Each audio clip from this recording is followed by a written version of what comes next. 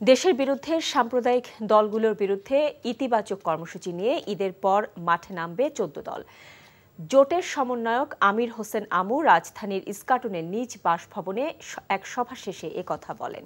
তিনি জানান, দ্রব্যমূল্যের ঊর্ধ্বগতি নিয়ে জোট নেতারা উদ্বেগ জানিয়েছে।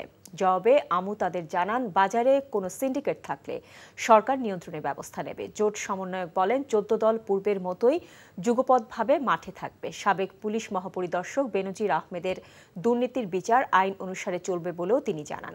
অনুষ্ঠানে বাংলাদেশের ওয়ার্কার্স পার্টির সভাপতি রাশেদ খান মেনন, জাসদের সভাপতি হাসানুল হক ইনু, জেপি সভাপতি আনোয়ার হোসেন মঞ্জু সহ জোট নেতারা উপস্থিত ছিলেন।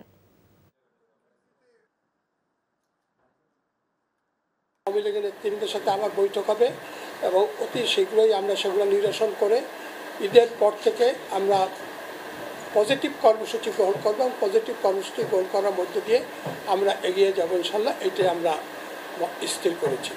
যদি সিন্ডিকেট থেকেই থাকে এবং যদি সরকারের জানা থাকে, তো আমরা মনে করি সেই সিন্ডিকেটের ব্যাপারে সরকারের সক্রিয় ব্যবস্থা গ্রহণ করা উচিত।